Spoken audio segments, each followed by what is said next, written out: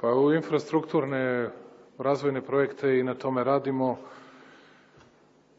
i pokazat ćemo rezultate, ali to je očigledno velika falinka, velika slabost. U posljednja 4 meseca imamo manjak utrošenih sredstava. Dakle, štednja nam je potrebna, ali nam nije potrebna štednja na javnim investicijama. Štednja nam je potrebna, ako hoćete, i u primanjima, štednja nam je potrebna i u robi i uslugama, ali nam štednja u ovome nije potrebna. Mi smo, nažalost, štedili u ovome ne zato što smo hteli, već zato što nismo znali. I zato što nemamo dovoljno projekata i zato što se nismo oslanjali na rad, nego smo se oslanjali na državni ćup iz kojeg je trebalo da se izvuče već decenijama i to je bio naš problem. Odgovorom na pitanja, tako ste pisali da je Esmark predviđen i da smo sve dogovorili, a da to u stvari nije Esmark, nego da je to Milova i Koletova kompanija i tako dalje. Da ste se svi negde pravili blesavi kao ne znate o čemu se radi, svi su izmišljali, lagali, to im je odgovaralo, ne mogu to ni da komentarišem. Sramota me. Znate, ova zemlja će da napravi ugovor sa onim ko bude ponudio najbolji uslov. Mi nikad nismo uzimali nikakvu rudu. Pogotovo ne od njih. Ali oni su bili zajedno. To je njihov sukob unutar njihove kuće. To su ljudi koji su zajedno dolazili kod nas na pregovore. Sad ja treba da arbitriram između njih, ne pada mi na pamet da se mešam u to. Ja nisam video, dakle, sem uzimanja papira, dakle, za mogućnost za javljanje na tender, ništa drugo još nisam video. Sutra se to zatvara. Sutra je 6.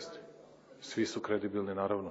I to naravno da nisu ni Milove, ni Koletovi, ne znam kakve firme, to je poznati proizvođač čelika u Sjedinjenim Državama, ali šta ćete, to je naša zemlja, to je... Kada sam juče gledao saopštenje nekog sindikata koji je bio s Demokratskom strankom iz FAP-a, kaže, nema garancija da će da bude 600 zaposlenih. A onih 15 godina drže da nema posla ni za koga, da ne izađe ni jedan kamion, ne izađe ni jedan autobus i baš ih briga, a onda smo mi valjda krivi što hoćemo da zaposlimo, pa kaže, nema dovoljno garancija da je toliko. Kao da, kaže, ne bi bilo fair prema onima koji redovno izmiruju sve svoje obaveze. Ali ja nisam od tih Deda Mrazova. Razgovarao sam sa gospodinom Avramopoulosom i želim nešto s ponosom da vam kažem. Iako sam nekako postao predsednik vlade u najteže vreme, gde smo sa svih strana, doterao nam je javni dug, do kraja nema dalje. Doterao nam je fiskalni deficit do najviše stope, nema dalje. Svi politički problemi, pa nam se još pojavi i Ukrajina. Pa ne postoji stvar koja nam se nije, pa od Kosova pa nadalje, ne postoji stvar koja nam se nije dogodila. Ali sam zadovoljan što u takvim teškim vremenima možete da pokažete da i šta je to što radite i šta je to što želite, možete i hoćete i uspećete da napravite. U nekim lakim vremenima ne vidim i neku veliku potrebu da neko dobar bude na čelu vlade, ali kada o tome govorite, ja uvek biram nekako teži put, a manje put udvaranja. Ne znam kako da oprostimo. Ne znam pod kojim izgovorom da bilo kome, bilo šta oprostimo. Imamo najniže, sve režijski troškovi su u našoj zemlji ubedljivo najniži. Samo što o tome niko nikada ne govori. Naša cena struje 30% jeftinija od najjeftinije u regionu. Ne u Evropi, nego u regionu. Dakle, kod nas je 5,5 eurocenti, ovamo je 29,5 eurocenti, u Danskoj prosječno je 22 eurocenta. To je 4 puta niža cena. Kad je to neko rekao? Nije niko nikada. Ali to je, nažalost, naš odnos i da vam samo jedan put kažem nešto, dakle, kad pitate Švajcarca i kad kažete Švajcarcu, ej, ja sam dobar političar, obezbedit ću vam da ne plaćate struju i vodu u narednih godinu dana. Taj Švajcarac neće da vam kliče i da vam aplaudira, nego neće čak da zove ni policiju, već će da pozove lekara, ali onog da vas vode u ludnicu.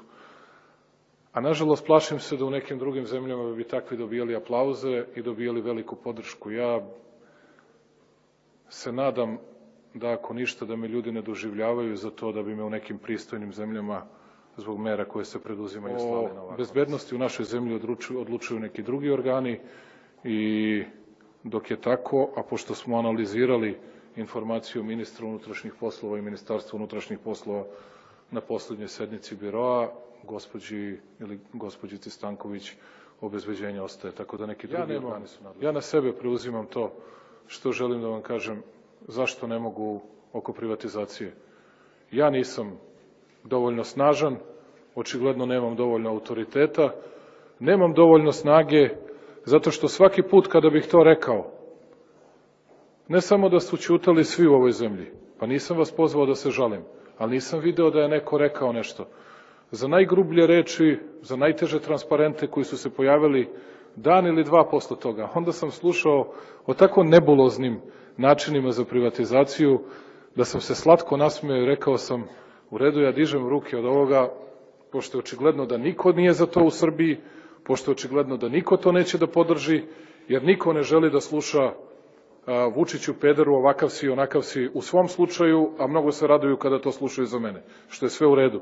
Kao što vidite, to za mene ništa strašno nije, jer moj posao ću da obavljam i u budućnosti, ali postoje stvari gde udarite u zid i gde kažete, progurao sam najteže stvari, najvažnije stvari za našu zemlju, a ovom, eto, priznajem da u ovom trenutku nisam u stanju. Valjda ću biti u stanju ili ja ili neko ko dođe posle mene u budućnosti.